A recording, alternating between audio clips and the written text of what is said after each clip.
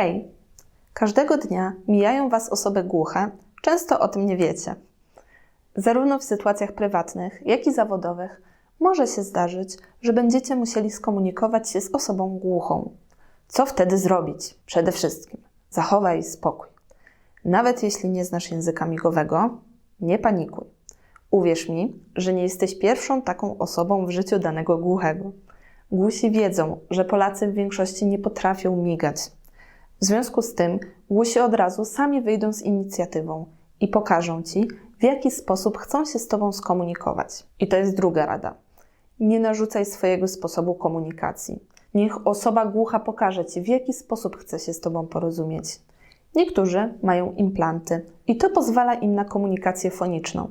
Jednak nawet wtedy osoby te mogą wspierać się z czytaniem z ruchu ust. Mów wtedy w zwyczajny, codzienny sposób.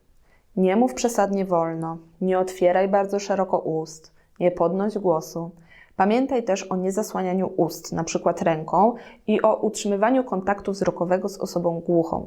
Nie ruszaj głową na prawo i lewo, ponieważ to może utrudnić czytanie z ust.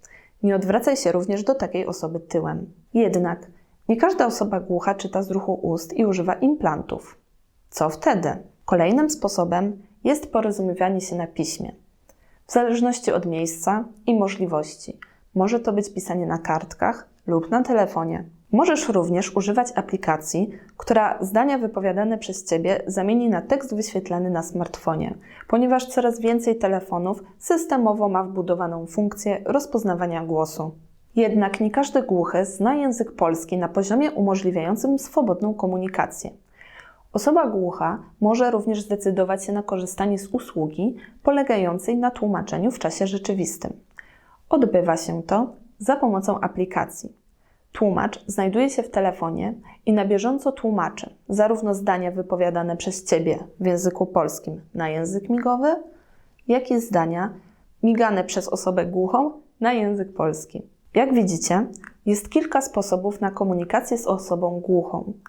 Jednak przypominam to, co mówiłam na początku filmu.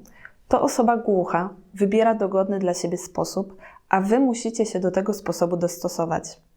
Nawet jeśli dostrzeżecie implant, nie możecie od razu zakładać, że ta osoba bezproblemowo porozumie się z Wami w języku polskim. Oczywiście, chyba nie muszę wspominać, że najlepszym sposobem będzie kurs polskiego języka migowego. Nie musicie od razu osiągać biegłości. Wystarczy, że już na poziomie A1 poczujecie specyfikę komunikacji wizualno-przestrzennej i w przypadku braku znajomości danego znaku zdobędziecie się na odwagę gestykulacji. Najważniejsze jest to, abyśmy my, osoby słyszące, były otwarte na potrzeby osób głuchych. Nie bójcie się, uśmiechnijcie się i bądźcie otwarci na potrzebę zwiększonej gestykulacji i mimiki.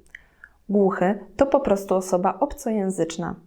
Na pewno byliście kiedyś w sytuacji, gdy próbowaliście się z kimś dogadać za granicą, nie znając języka ojczystego tej osoby. Tutaj jest dokładnie tak samo. Mam nadzieję, że dzięki temu filmikowi, kiedy spotkacie osobę głuchą na swojej drodze, to nie zestresujecie się, tylko przeżyjecie przygodę komunikacyjną z uśmiechem na ustach.